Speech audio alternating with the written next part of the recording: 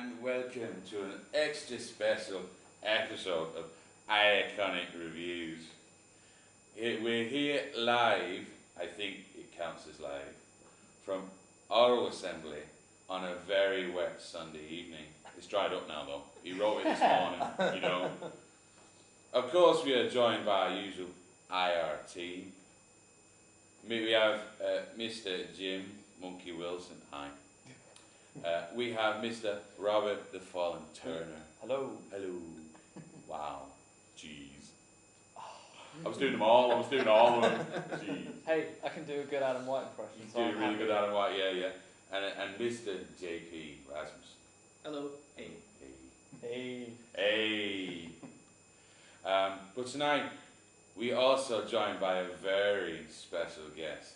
For one night only, we are graced with the presence of the artist extraordinaire from the IDW Autocracy, Monstrosity, and the upcoming Primacy.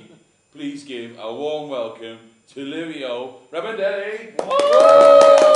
Thank you. I'm so humbled. Thank you. And he said he's even put clapping in brackets. Oh, nice. You know, that's good. Just go with the fact that that was a terrible accent. It was the worst Irish accent ever. However, it broke the ice. That's good. And it just set the pace. Yeah, you know. That's true. So, how are you? Have you enjoyed? Yeah, I feel good. I mean, usually on the last day, a little bit hungover, tired, but I finished all my commissions. I got to hang out with great people. I love this convention, so it's great to be back. Good. So, question number one. Yes. How do you go? This is a little bit technical. Okay. How do you go by setting up a page, and what helps you set up individual panels? Okay. Every page in a comic, you start with a script, and depending on how it's written, they either write it full plot, which is basically the full story, start to finish, or they write it more in like a script form, which is each page is kind of spelled out. Like, you know, page 2, panel 1, this is what happens here. Page 2, panel 2, that happens here. And depending on that, you go into layouts, which are just really terribly drawn cartoons to kind of show like where the action is going, and just to kind of block in the shapes. And usually at that point is where you're blocking out the panels themselves, right? Like the size of the panels, like really important moments. Usually get a bigger panel, that kind of thing.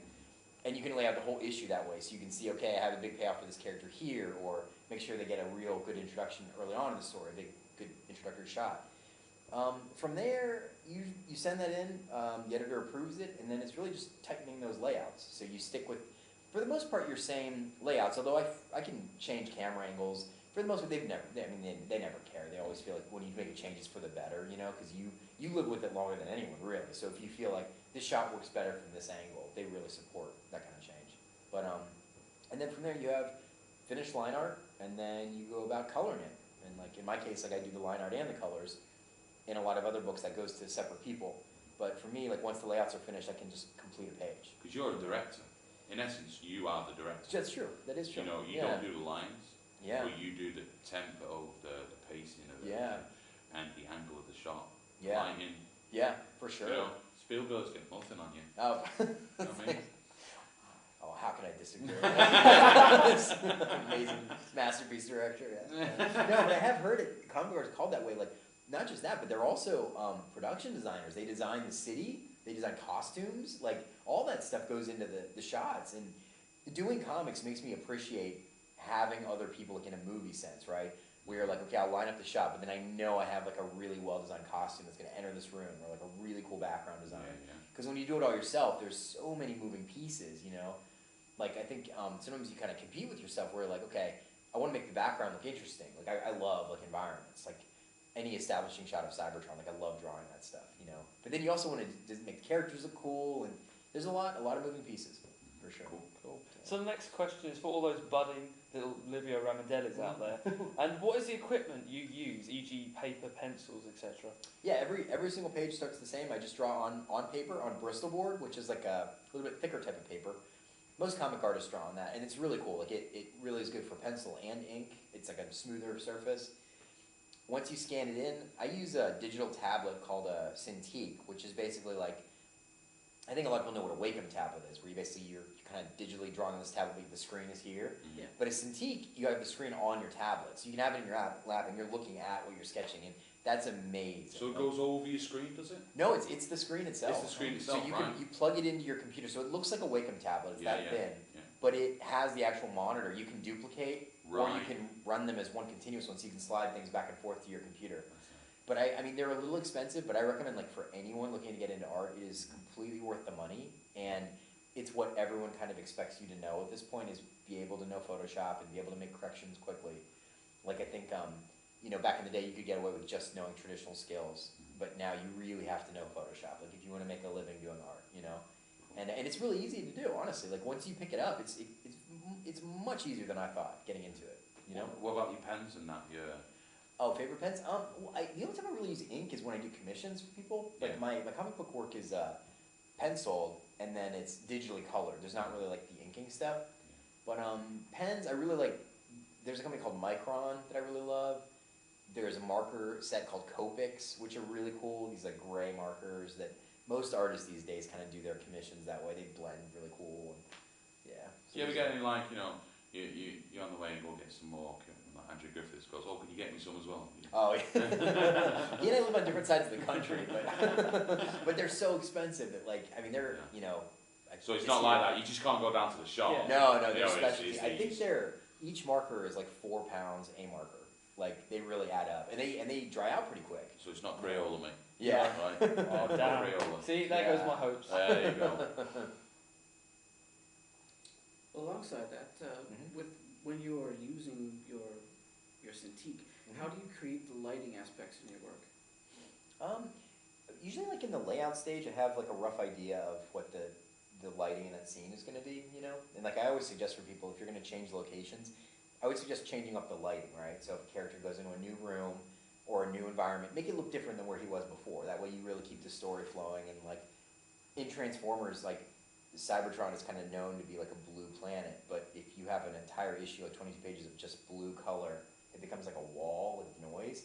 So I recommend, like, change up the colors. If they go into a bar, make it a different color than what the outside looks like. So a lot of that I'm thinking of in the layout stage, right? Like, and then I study tons of movies. Like, I always say Blade Runner is like a huge influence. I love Blade Runner, and I mean that's really cool to look at for lighting. That movie can teach you everything about lighting, like the way that outside world looks, the inside world, like the way they use smoke and shadows. Like, yeah, I could watch that movie like 100 times and still see new stuff. So.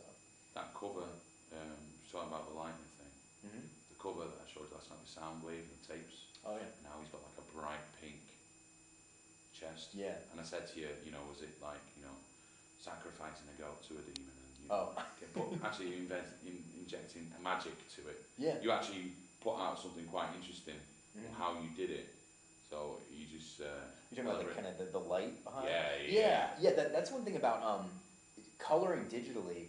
It's not magic, And- folks. Yeah, it's not even magic. No. But but like when you color digitally on the computer, you're coloring against light basically. So you're painting with light, you know. So when you read a comic that's been colored that way on like an iPad or a computer screen, it really pops because, you know, that's the way you worked on it, and you definitely get a more vibrant look than you can with traditional painting or, you know, just like traditional colors in general. So yeah, I mean, like the idea of like making like robot eyes glow and stuff, that stuff really pops out. Like the contrast is a lot stronger. So yeah. With the lighting, is there a particular software alongside Photoshop that helps with that? I mean, Photoshop is everything I use these days, you know? They have, if you want to get, like, really intense lights, like make robot eyes glow, they have an airbrush tool where you basically, I always say, imagine like a Star Wars lightsaber, right? Mm. You have a very white core, right? Bright white. But then around it, you have a bit of color. Like Darth Vader's lightsaber is not solid red. It's white pink. with red around it, red and pink. And that's how you can kind of do this airbrush effect. For their eyes, I always do like 2 white slits here, and then airbrush a little bit on top. And then you can select that and basically color it whatever color you want. And that way it really glows. And it's, yeah, I mean, I think that's one of my favorite parts about it, is like when you kind of like turn on the lights on a painting you're doing or a city shot, when you turn on those lights on, it really like breathes some life into it. And I love that part of it. You talk about your work, Mm-hmm. and you can tell that you enjoy it, Yeah, for sure. but you still draw for fun. Yeah, I mean, it's a good question. I mean, I definitely love what I get to do, you know? I was talking to somebody about this yesterday, where it is tricky, though, because the thing is now, it's like, you can never really think of it the way you did before you were professionally doing it, right? So like I used to draw Optimus Prime for fun in like my entire life, like as a kid and teenager, you know. And now if I'm just sketching Optimus Prime, in the back of your head, you're always like, oh, if I put a little more effort into this and make it a full body drawing, that'll be a commission. Someone will definitely want to buy this. And so that's always kind of running in your head where it's not like a bad thing really. In a way, it's a really good feeling knowing that when I draw something now, someone will probably buy it. Like that, what more could you hope for, you know? But I do think, yeah, you lose a little bit of that kind of like, just draw for fun and not have any idea of what I'm going to do with it. Just, you know? You never know, like, centuries later, you know. Oh, look, a hidden Ramondelli. It's priceless. Yeah, it'd be amazing. Is it real?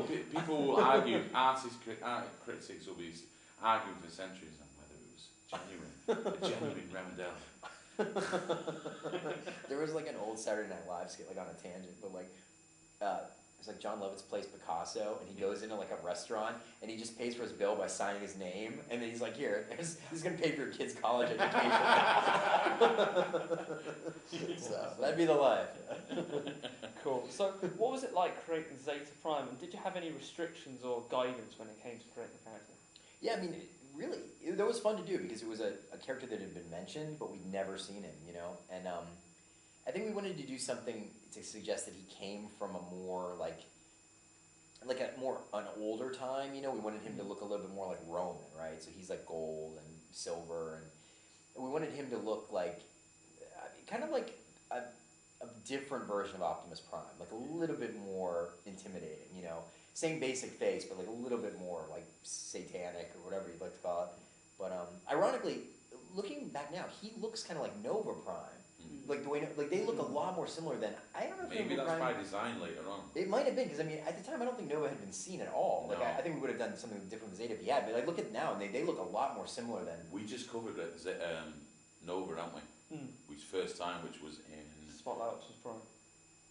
no before that, Yeah. which was Escalation, Oh yes, of course. when he goes and downloads Yeah, into yeah, the yeah. trailer. Yeah. Yeah, I don't know. I mean, I gotta figure it. I don't know if it was Guido, whoever designed Nova Prime, but It was Guido, it was yeah. Guido, and that flashback. Is that the first time you see him? Yes. Yeah. Okay. Because we see a silhouette of A mysterious. a figure. mysterious figure. Yeah, you see the outline in Yeah. stars or circuits, Yeah. and then in the next time you see something of him is in Spotlight Optimus Okay. when he's talking to Omega Supreme's crotch. Okay. Yeah. It is cool though when that stuff happens, like whether intentional or not. Now there could be a cool story that Zeta intentionally modeled himself to look like Nova Prime. Like, I'm going to be like this guy, and that's a really interesting story there. You know, like. Well, Megatron Yeah. was from Megatronus. Yeah. Yeah. You know, from the Prime background as Mhm. well. So what Yeah. do like few artists that are doing Zeta Prime after you use as a reference to Yeah. design a character? Yeah, it's a good question. I mean, unfortunately, they sometimes, it depends on, like, if we're friends, it's easy, just email me or whatever, we can talk back and forth, but some artists you don't know, so they just get the actual pages of the book, right? So they just get certain panels. And I mean, I deal with that all the time when I have to look at other characters, like, you're relying on only the shots that are in the comic, and that can really be a nightmare. Like, that's one of the things that really slows down drawing Transformers is, like, let's say you have a character you have to draw, but he's only ever been seen from the front, or you've never seen, like, his knees down, then suddenly you have to kind of design that character, but based on another artist's design to begin with, and that's really tricky. Like, that's a lot harder than people think, you know? Trying to, like, do an Alex Milne design and make it look like that was all intentional from the start it's very tricky. Like Guido used to do a lot of his pieces. Yeah. He'd have, like, front, side, Mm-hmm. alt mode, things like that, which was helpful, but Yeah. understandably, you've got time restrictions and stuff, you've just got to get the work out, Yeah. things like that. And you're going from there, you're making Yeah. it as you go. Yeah. The actual. Yeah, I mean, like, then that would be super helpful. God, like, I know if there was turnarounds of every character, that would be wonderful. But sometimes you just don't have the time. No. Like, when we designed Zeta Prime, I did one concept shot of him, and next to Optimus Prime for scale, showing he was a little bigger, and it was like a full frontal shot. You saw everything, and then he's like, but there was never like a profile shot or background, and like, and yeah. So I mean, like, when he later shows up in the issues and you see other angles, you just kind of design that on the page, you know. But yeah. An interesting thing to ask is, what time of day do you work? Yeah, I mean, I've always been like, I like staying up late and sleeping in a little bit. Like, I naturally just have always been that way. Night Like, owl. yeah, I night out, exactly. And I feel more productive at night. Like, I never ever liked waking up early and going straight to work. Like, I hate it. So I mean, I probably get up around like, like 9:30, 10. I'll work for a couple hours, like have lunch, like even like run errands, then go back to work.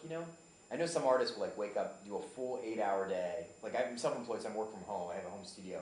But some artists I know will like wake up, do 8 hours at the table as if it was a regular job, and then kind of turn off their brain. I much prefer like enjoying it. You do a couple hours, go do something else, come back to it. Or I'll draw at night. So. End of the day, as long as the work gets there on time, Yeah. that's all you need to do. So it's how you work around it. Totally. I mean, yeah, you don't have. It's not like you have to keep a 8-hour day, really. As long as you hit your deadlines, which are usually like monthly, you can do them whenever you want. Do those pages anytime. It's like you said last night as well, about the thing about being a good artist, about being a successful artist. Yeah. Not just being a good one. Yeah. And bringing your work in on time. Yeah, and it's not even, for sure. And it's not even being about the most talented artist ever. Because I know plenty of very talented people that are not getting a lot of work because they can't be counted on, And it's a publishing thing too. It's not like you're just drawing these and like, oh, maybe someone will buy it. It's like there's a lot of people counting on you to turn this stuff in on time. And not just at your company, at the shops that are going to sell it. There's readers that are going to lose interest if these books don't come out. So you let down a lot of people by not making your deadlines, And that's why I tell everyone looking to be an artist is like, know your own like schedule, time management skills, like, yeah. So. How do you like to work? I mean, your workspace is very organized. Yeah, I'm pretty organized. I like things all kind of, nicely laid out and clean. I have one room in my apartment that's just a home studio room. So it's one big drawing table and then like a big TV in front. So big screen TV, yeah. And then like I like having either something on at all times or like a podcast or like commentary as I'm working, like. And then I have like a computer set up over here, but I mainly am at that table like drawing. And then like behind me is like books and toys and like I had it's a total man cave. 3 Empire Strikes Back posters. 1 is in Japanese that I found. So yeah, it's a man cave. Yeah. That's a really good question. I have no idea why I spoke that. No, I'm asking anyway. Which couple? I don't know. What is it? What was it like doing the origin for Soundwave? Oh. Okay, and again, did you have any restrictions for that? Oh, that's a great question. No, I love that. I mean, that was awesome. Like Soundwave has been one of my favorite characters since I was a kid, and like he's like up there with Optimus Prime. He's like a personal favorite, and there'd never been like an origin of him that I've heard of, right? So I loved that story that John wrote. I thought it was a really cool, not just for the IDW Soundwave, but even like the G1 Soundwave. Yeah. You could imagine that being like why he speaks differently, like why he is a little bit different than the other Decepticons. So yeah, I thought that was a really emotional story. I loved being able to do it. I've always wondered since I was a kid, like what that relationship with the cassettes actually is. Like, do they think of him as like a dad or are they friends? Like I've always wondered that. So I mean, I loved it, and getting to draw him without the mask was huge. Like the faceplate, that was gigantic, and like what that face looks like. And I think we really just wanted to just treat it like a normal face. It's funny because you put that faceplate on, it's pretty ominous, but without it, he's just a normal guy. And it's amazing. It's almost kind of a recurring theme in Transformers that a lot of these characters will put on a mask and change what they were before, And I guess that's lots of stories have that. But without spoiling anything, I'm working on Robots in Disguise 34 right now, and you see why Nova Prime puts on the faceplate. So there's something coming with that where you see like what he looked like before, and there's a reason why he wears that now. And Soundwave is kind of a similar story that there's a reason for the mask. Well, it's funny how Optimus doesn't have a reason. He just prefers it. Yeah. He just likes that. And as a kid, I still prefer Optimus with nothing underneath. I like that is the mouth, that's Optimus's actual face. Yeah. But yeah, with Soundwave, there was no restrictions. I think in the script it definitely just said that he has not a human face, but a mouth, like a mouth and a nose. And then everything else about it, I just kind of simplified it. I took off, like, obviously the Decepticon logos. His chest is not a cassette player. It's just a solid mask. The idea that he puts that technology in his later. mask, his head was the Decepticon badge. It is, although you've obviously taken all that off. Taken that off, and it's a little more muted. Like, if you see his head design in those flashbacks, it's basically the first step of becoming that head. So you see the rough shape, but it's not the spiked kind He looks like one of the team members from a combined team. Yeah. The heads. Yeah. This was like one of those generic. Yeah, and that's the thing. It's like we wanted him to be like a generic guy off the street, and I love that in Transformers that you can evolve into something huge. and he's meant to just be like homeless in the sense Yeah. that he's dirty, and like you see him by like a chemical fire, just to really show that like he's living with these animals on the street. Yeah. You know. Well, this is another thing I wanted to ask to follow up on that. Kind of. Blade Runner. Mm-hmm. That was autocracy. We saw a lot of neon lights For lighting sure. the area. Yeah. You're going into dingy clubs and stuff. Yeah. Monstrosity starts a little bit like that. Yeah. Dinobots and stuff. Yeah. Doing a hit and run. But then it starts to get more natural light.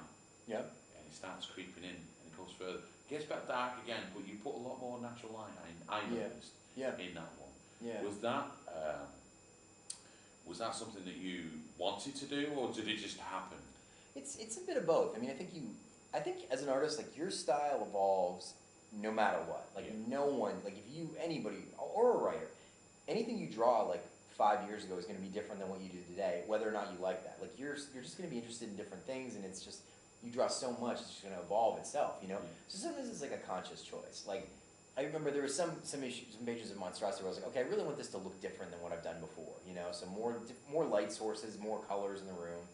And you go back and forth. You look back and you're like, okay, I didn't like that part, but I like that part. And yeah, I mean, I don't know how intentional it is. Like, I think the more experience you have, just you know, the better you get. Yeah. You know, but yeah, just kind of trying new things too. You know. So has there been a piece of artwork that you've made that you're reluctant to give up because it's so good? Oh, you mean like to sell Yeah. an original?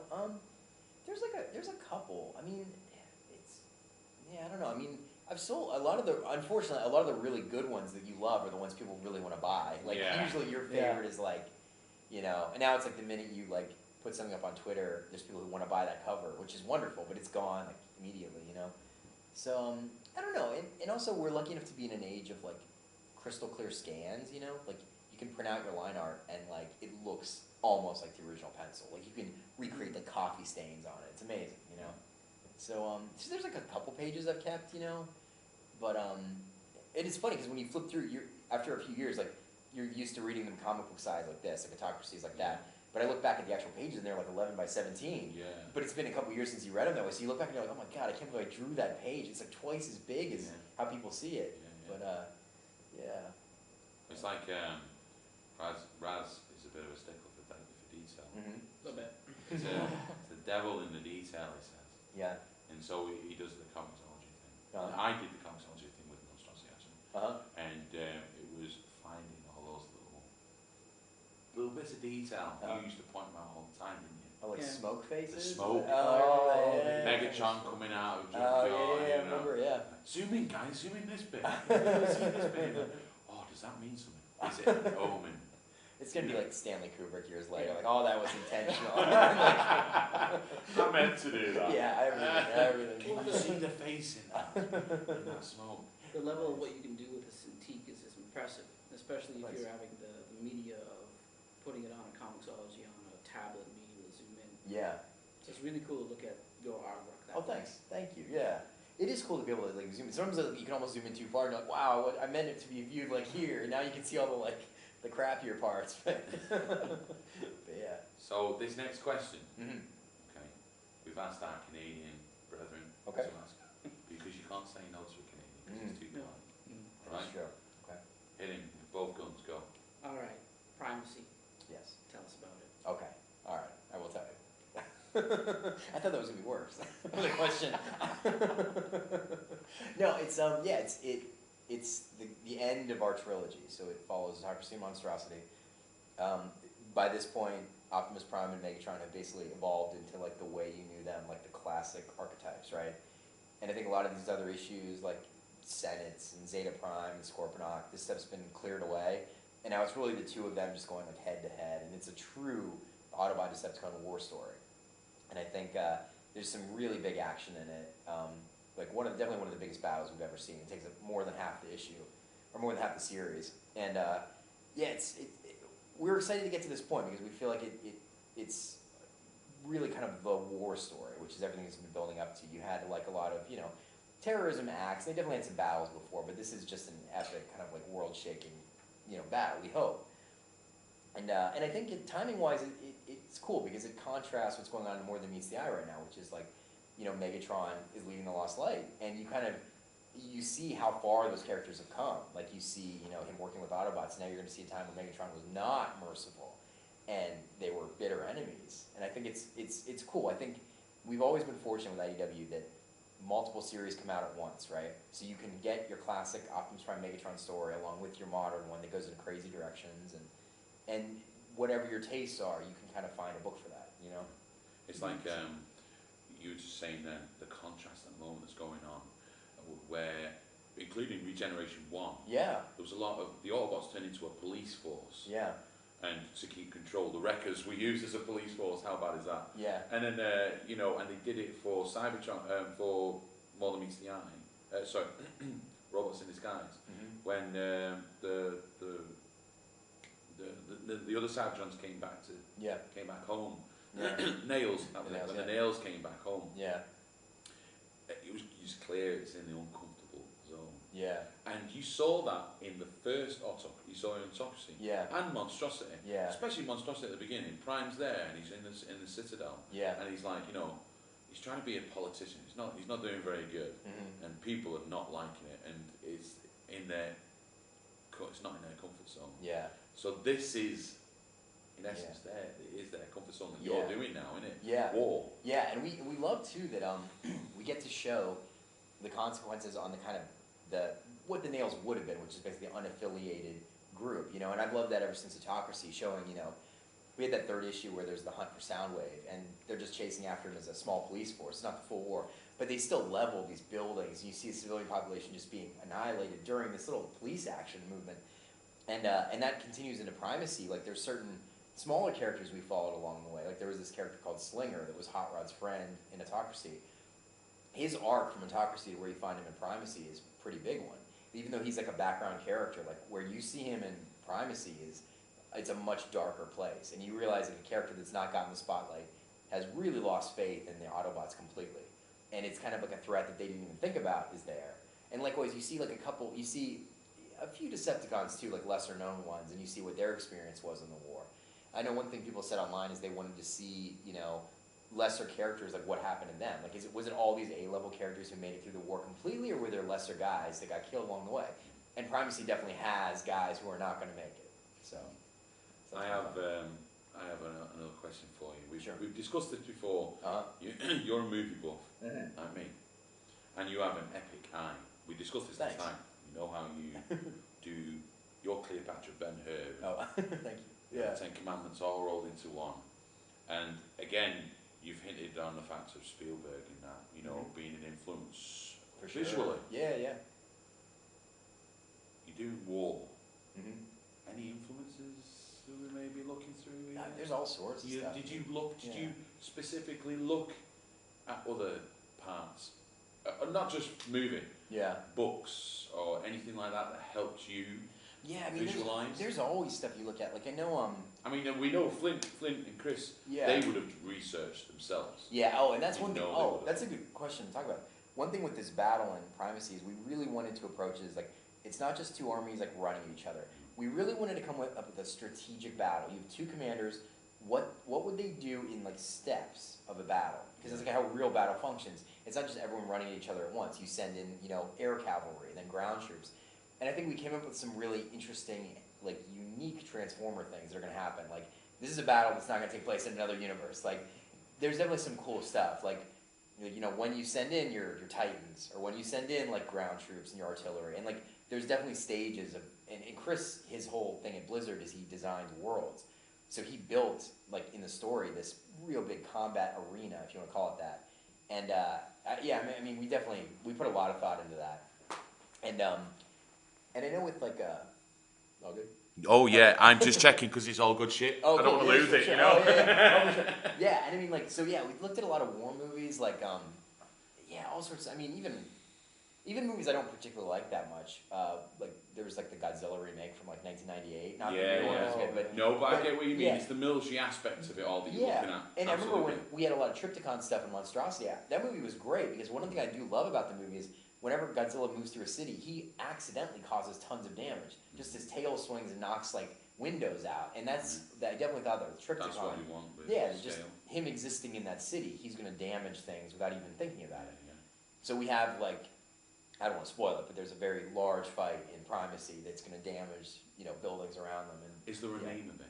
Like we do you know, have like a Battle name. of the Bulge. We do have a name for it, but I can't reveal what it is. But there will be a name for it. Yeah. Awesome stuff. Yeah. Yeah. There was something else. Oh, go on. Yeah. With Primacy, Mhm. who's doing the covers? I'm doing the 4 covers. There's 4 covers that link together. It's a 4-issue series this time. Yeah. So it's 22 pages. I'm doing the 4. Sarah Stone is doing variants on at least 2 of them, I believe. I don't know. I've seen 2 that look great. Mhm. And I'm doing a variant on issue 2. And I think we're still figuring out the last 2 issues. But I did a Grimlock variant for issue 2. And then hers, I think the first one is Optimus Prime opening his chest and you see the Matrix. And her second one is like a Decepticon cover, which has also Blackwall, our character, who we see briefly. He's the Decepticon with the 2 red kind of like vertical lines. He's always been like a background enforcer type, but he gets to do some stuff in Primacy. Decepticon So, covers. Yeah, I'm loving that. Yeah, and it's a cool, her cover is beautiful. Yeah. Cool. So yeah. That's it, I think. Yeah. That's everything. We don't want to keep you any more time. Oh, sure, okay. We've got drinking to do. Oh, yeah, Yes. yeah. So, There was one other question Go on, mate. that, Sure. that the conference, a friend of mine asked me. Uh-huh. Has anyone tried to chat you up? Oh, Has anyone, I've had ladies come up to you and like, you look good. How Oh. are you? What can I buy you a drink? Oh, at the show here? Yeah. Oh, no. I mean, my girlfriend is with me on this trip, Oh, but even if she wasn't, that does not happen often now. So, even when I'm single, it does not happen. doesn't happen, Danielle. Doesn't happen. Yeah. But that would be, when I'm single, that would have been amazing. But no, everyone's like super nice. Oh, cool. So yeah. So, that's it, folks. Yeah. The second interview, Mr. Livio Ramondelli. I'd Yeah. like to thank you, sir. For sure.